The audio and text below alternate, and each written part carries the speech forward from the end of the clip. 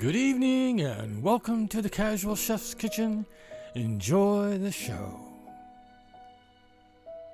On tonight's menu, breakfast quesadillas.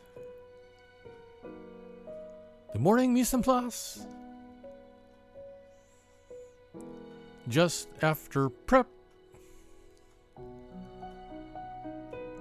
The evening mise en place in order of appearance.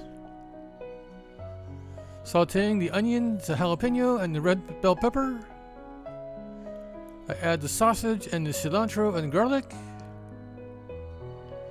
The eggs are getting ready to get scrambled.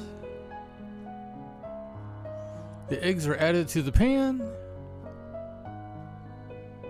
I add the cheese, which is feta and cheddar.